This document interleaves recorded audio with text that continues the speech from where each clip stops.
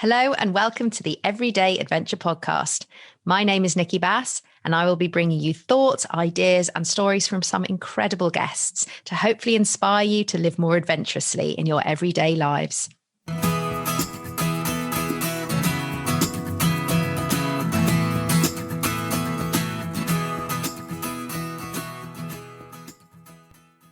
Hello and welcome back to season 4 of the Everyday Adventure Podcast. It's so lovely to have you back here.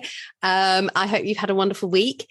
And I'm really excited to introduce this week's guest, who is the very lovely Emma Gray. Emma is an old friend of mine, as in I've known her a long time. And I'm really excited to have the chance to speak to her for the podcast because she's somebody who I think really encapsulates what we mean by resilience and this idea of finding joy, finding, as she calls them, rainbows in some of the darkest times in our life. As a little bit of context, and I'm not going to take too much of Emma's story from her, and she can tell it in her own words.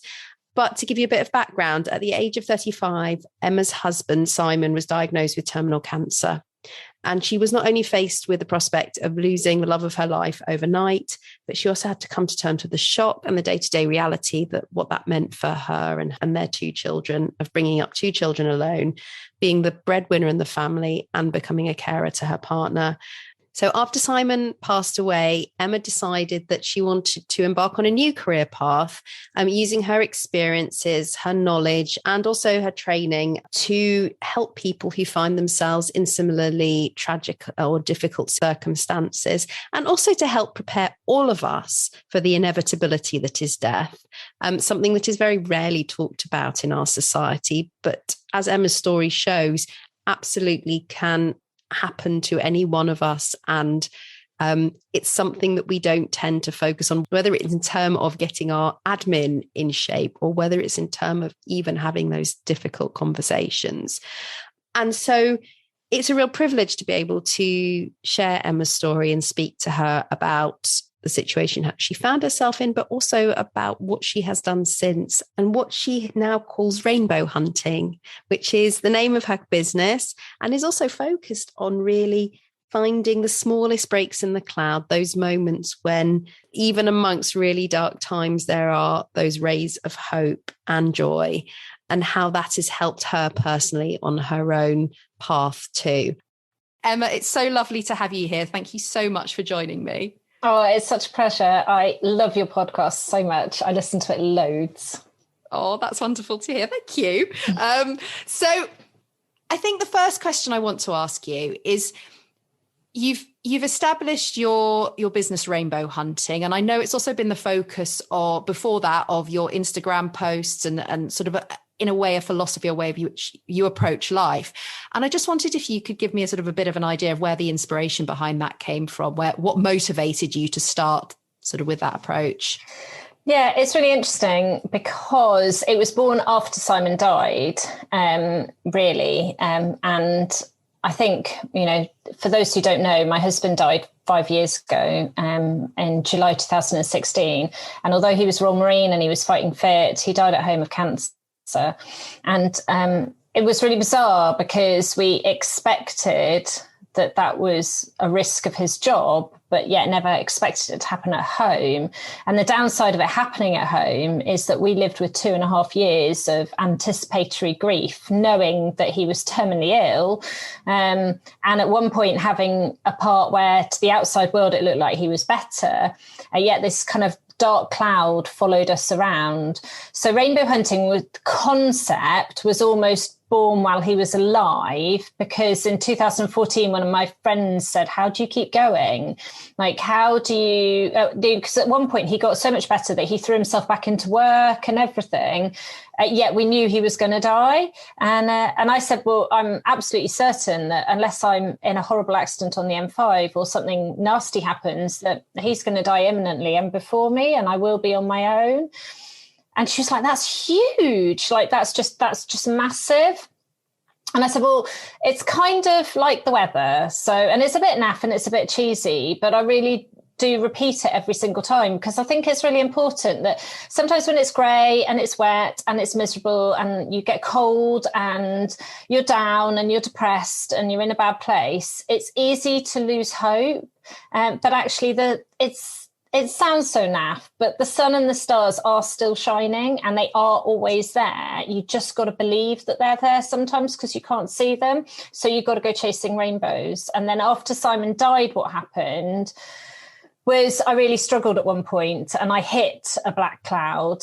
And for me, it was like wading through treacle, and it was definitely my lowest point. It was a struggle to get up and put 3 meals on the table for the children. And so I'd started Instagram, and I had a private account on Instagram, and it stayed private until this year, actually. But I never put pictures of my kids on it because it was me, and it was always about me trying to look for the little things that actually made me happy. So whether that's a pretty flower in my garden that I really loved that reminded me of a friend at home, or the fact that I'd actually managed to drink my cup of tea all the way to the bottom whilst it was still warm, or going to the beach and seeing the sun reflected off the ocean, or whatever. But they were little things that made my soul sing. And then what I suddenly realised is I was noticing those things a bit more without thinking about them. So to begin with, it was very conscious. It was searching for things that were making me happy. And then it suddenly turned into, actually, there's quite a lot to be thankful for. Even on the really bad days, there is quite a lot to be thankful for. That's so interesting, isn't it? I mean, I think it's probably hard to certainly for me, and I'm sure for many people, just to imagine what that must have been like.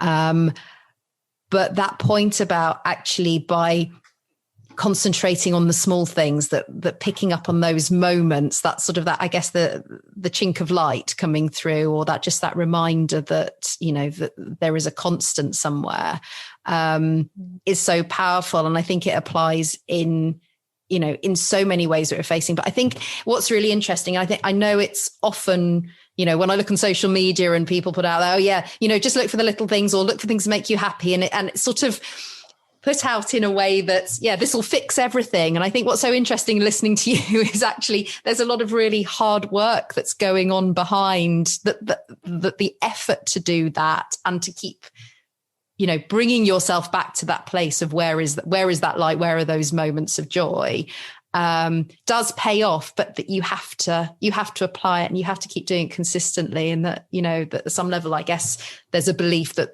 this is the right path, even if you don't know it at the time. I think the other thing to add to people who've been there and who are in a dark place is that it's okay to have pain and joy coexist.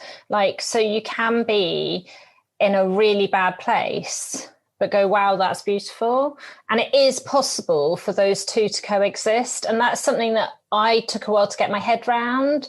I couldn't work out why in our bleakest moments, it was still gorgeous sunshine and everyone else was having a lovely time. And it's because pain and joy can rub along together. That's such an interesting point, actually, because we tend to treat them as, opposite ends of a spectrum. And like you said, and I would imagine that there is an element of guilt potentially, and also feeling those moments of joy in times that are really, really challenging and tough. I was just going to ask you, because, I know one of the questions I often ask my guests is, what's the biggest challenge that you face as a result of this? And I'm pretty sure, I don't need to ask you that, but I was just wondering, within, your experience of Simon dying and the process that you've gone through since then, I mean, what are the moments that you found really challenging, but that also you've been, I guess, proud or, surprised in a way that you found a way round it or to overcome it? Do listening to your podcast is such an inspiration, because I think often when people talk about their biggest challenge, it frequently goes hand in hand with some of their hardest times. Like an expedition to the South Pole will have moments of utter pain and misery, yet it's one of the most successful things that people have done in their list of achievements. And I think obviously Simon dying, just very briefly, I totally hadn't anticipated. I thought naively that I'd grieved a lot whilst he was living because I knew he was going to die. And I hadn't realised that would just go into max chat after he died. And then the other is that I knew that I would mentally grieve for him, but I didn't realise how physically heartbroken I would be and how physically I would hurt. And that was such a shock to me. And the only thing that pulled me through was time on that and just an acceptance of time. But there's two challenges that I think are a bit more cheery to talk about. One of them is bizarrely, when I had the same kind of conversation about the rainbow hunting, I said, but it's okay, because once he's not here anymore, I'm going to run away with the children and I'm going to do a road trip around Scotland. Because I was born in Edinburgh, went to university at St Andrews University, and a little part of me is still got its heart in Scotland. I can't stand the weather and the midges are something else, but I love Scotland and it's beautiful and I love its people, and some of my best friends are back up there again. So we couldn't do it in 2016 because we were so busy. I was so busy with the funeral, and then we had some stuff in the diary for August. So I put my energies into for 2017 in the summer, and I literally pre-planned a road trip around Scotland. I only had a Passat estate car, 2 young kids who must have been 7 and 9, and car full of stuff, pre-planned every single night stay, so 24 different locations. I lived in fear of rocking up and finding out that I'd booked the wrong date. And we did the whole of the Scottish coast. I have to say that once I was on the road, I did pull away from the coast a couple of times as some of our journeys between places, because I hadn't realised that in the years between 2014 and 2017, suddenly this North Coast 500 thing cropped up and everyone was going around the coast, and it was a bit too busy in places. So we cut away and went inland a little bit a couple of times. But we basically did the entire route, and it was one of the best holidays I think I'll ever have, but it was a challenge because I totally underestimated taking 2 bereaved kids away from home and away from their stability to go and do a crazy road trip. I mean, just hats off to you. I mean, gosh, just imagining taking a 7 and 9-year-old away without that context around Scotland and having all of that organisation, my mind is slightly blown. So I can't even begin to appreciate what it must have been like. And to be able to, like you said, navigate that, I guess that must have given you, on return and on reflection, something, really I think solid. I think it's really interesting, because I think the funeral is actually quite clever, because it gives the most heartbroken person something to throw themselves into. And suddenly, once the funeral was organised, it was like, so where do I put my energy now? And so actually this Scottish road trip, I bought this ginormous map of Scotland and put it on the wall and pinpointed where I wanted to go. And I did make some very stupid errors. I hadn't realised how the single track roads would take so much longer to drive along than some of the dual carriageways. So there were a couple of days of really a lot of driving. But it was fabulous. And also it began to visualise it for the kids, because they could see where we were going to be going. And I could put special stickers on the places where we were going to see people that we knew and all the rest of it. So it was really exciting, but it really did. It gave me something to throw myself into, which was amazing. Yeah, no, I remember seeing that map up on your wall, actually.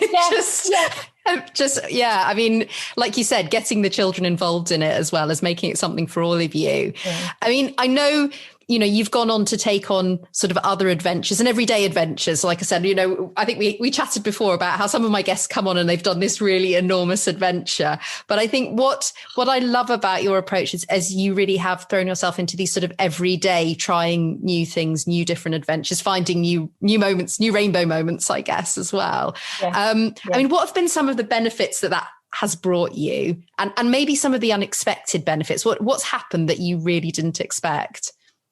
Yeah, it's really interesting, because when you asked me this question before, I was going to more talk about something a little bit different. And the other challenge in my life was changing jobs. And I was going to talk a little bit more about that. But as far as the looking for the magical moments and stuff, for me, it suddenly made me wake up and realize that our stage of life, and when I say our stage of life, I'm putting people in a world of their kind of 30s or 40s with relatively young children, jobs that are still very, very, very demanding. Life is busy, life is full, but also I realized that for me, the mistake Simon and I made is we'd started to live for the future.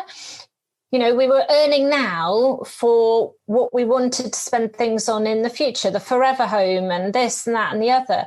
And I totally lost sight of today, totally lost sight of actually there may not be a tomorrow.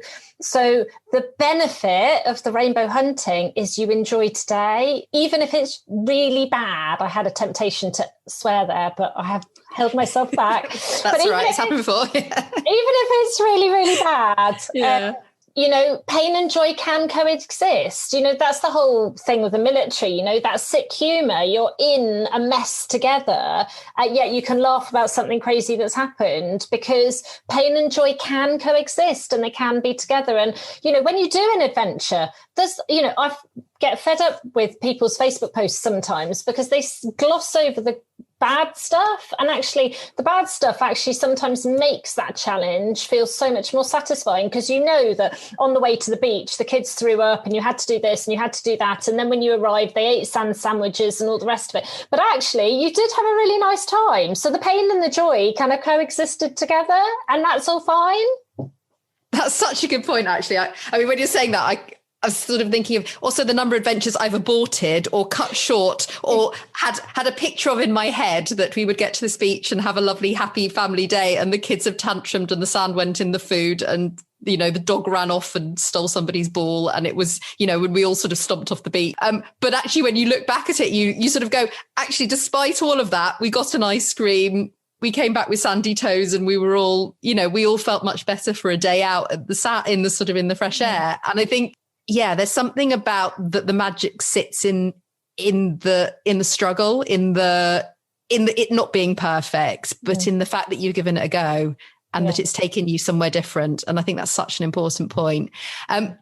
So you've put your energy in, you've created this wonderful website, Rainbow Hunting, and I know sort of offering life coaching and also supporting people around, the paperwork and all the sort of, I guess, the practical aspects that are involved with grief or in losing someone close to you. And I was just wondering, I know you've always got so many plans for the future, but I was just wondering what's next, what's coming up in the future for you? Yeah, so the life coaching, I think, is rather a grand word. I'm training as a counsellor and I'm trying to share my story to help people. And I get a little bit, as a lawyer, I get really worried about terminology, but I'm trying to use my experiences to help other people. And that seemed the closest fit I could have with it. But really, at the moment, it's about sharing my story to help other people and to make them realise that actually there isn't a perfect world and we need to think about today. So I've got an idea of a crazy challenge to run in September. And the idea is going to be thinking about your paperwork. But I realised if I try to get people to think just about the paperwork, no one would sign up for it because it would be utterly boring. So it's glamorously going to be 2 weeks to a new you. And it's going to also try to be to help people at our stage of life to focus on today instead of looking at tomorrow and the future and suddenly the world of having babies and husband working and you working and juggling balls and spinning plates. Actually, it's very easy to lose sight of what brings us joy and to try and bring that back into people's world. So if anyone goes to my website, as well as finding the blogs that I do, which are to try and make end-of-life paperwork make sense, like wills and probate, to try and give some support articles on things that have helped me. And then I've got a newsletter, and I do upload new content on there all the time. And with my challenge, people will get a discount if they've signed up to the newsletter. So that's the most imminent thing happening next. And then later in the autumn, I've done the first draft of the first book. I've got kind of 3 books in my head, I have to confess. And one of them is very challenge based. But the first one is really just talking about what it was like to live with someone with a terminal diagnosis, but the first draft's not ready for Joe Blogs to public. So I'm then going to go quiet for a little bit while I redraft that. Yes, I think I can imagine that probably, having a little bit of time to go and focus on that. And it doesn't surprise me in the slightest that you have 3 books already lined up. What I love about what you do as well is this blend between the practical, the emotional experience, and obviously the very personal experience that you've gone through, but also really that sort of that balance with actually, there is a practical side to this. There are things that people need to think about and that they avoid thinking about because death is a painful topic. And therefore, even the paperwork associated with death becomes something that we, and I'm certainly guilty of that, push to one side or don't really think about it. And just to make it, I guess, feel that actually it's something that's important, but also that it's something that it is part and parcel of life, and that by acknowledging it doesn't, is a way of, I think we avoid it because it feels like something we can't control, which is the reality. And I think what's amazing in the work you do is you talk about, that actually being able to accept that lack of control, but being able to focus on the stuff in a way that you can. And I think that's where the coaching does come in, is that I'm very happy to talk to anybody who knows that they need to do this, but for some reason can't get their head around it. As a lawyer, I literally had a lever arch folder full of people who had made inquiries about doing wills and powers of attorney, but for a mental reason had got a block and had not come back. Because usually people only do it when they're going on a holiday, if someone they know's died, or if they've had a terminal illness themselves. There's only a few catalysts that get people to do it. Sometimes when they've had a baby or they've moved house. But really, everyone should once a year glance over it and just check whether it is still relevant. And I'm hoping that I'll be doing my former colleagues as solicitors a help, so that when people go to them, they know what they want, rather than going and then getting hit with a mental block and going, oh, but I haven't sorted out guardians, and then never going back to the solicitor again because they hadn't worked out where they were going next with it. No, definitely. So, I mean, you've given so much incredible advice already, but I guess I've got to ask you the one question that I ask all my guests, which is, if someone is listening to this and it may be that they've experienced something similar, or that your philosophy and your way of approaching, an incredibly difficult situation has really resonated, and they want to get started on a sort of living in a way more adventurously, or incorporating, that living in the moment into their lives in a bit more of a conscious way. I mean, what's the one piece of advice that you would give them? So I think the biggest piece of advice I've dwelt on this a little bit, but I think the biggest piece of advice I would say is don't let the imperfections hold you back. I used to be such a perfectionist, and I can still remember one of the mental health nurses coming to my house after my second child, and it was chaos. And I turned around and said, I'm really proud of this chaos, because the old me would have hated it. But actually, the chaos is what makes us unique.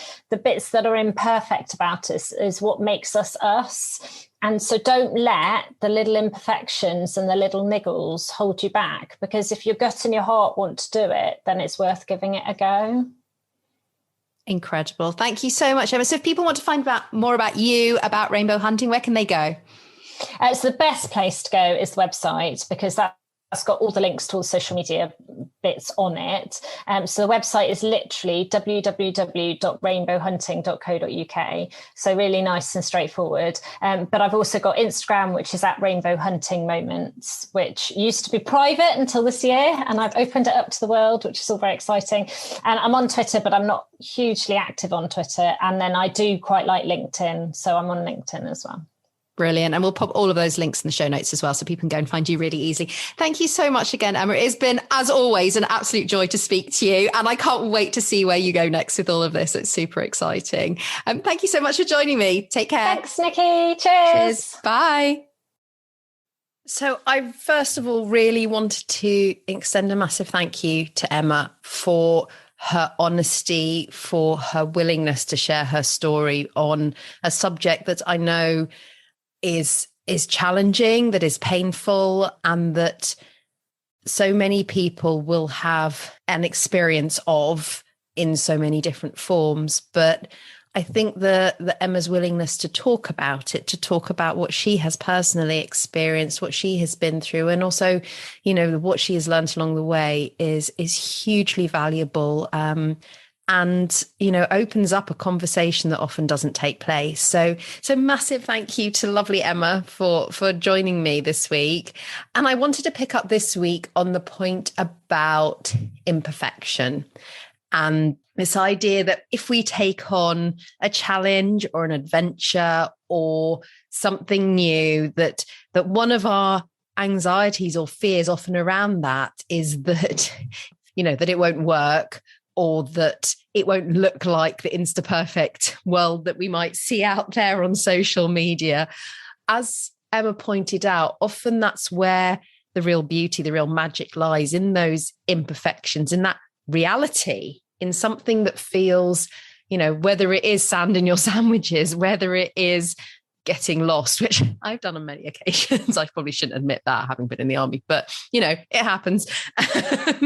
And that thing of when we do have the less perfect moments, when we are on, whether it's a physical adventure, whether it is in a work challenge, whatever context it is, that those are the moments that teach us most about ourselves, that teach us most about how we manage when we are triggered, when we are frightened, how we manage when things don't go according to plan, how we're able to adapt and have confidence in our ability to adapt, even if it is, as it was at the weekend when I got to the 60-mile point of my bike ride and I was like, I am done.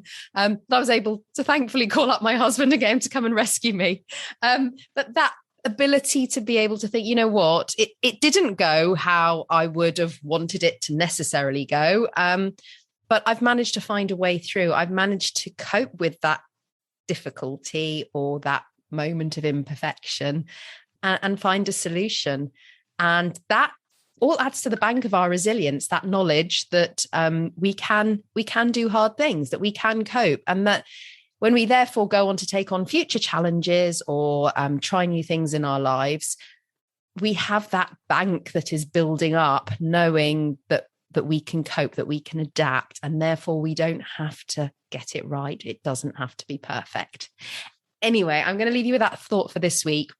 As always, thank you so much for listening. If you've enjoyed this episode, please do reach out, leave me a review, drop me a message. You can find me on Instagram, Resilience at Work, or my new podcast feed, which is at Everyday Adventure Pod.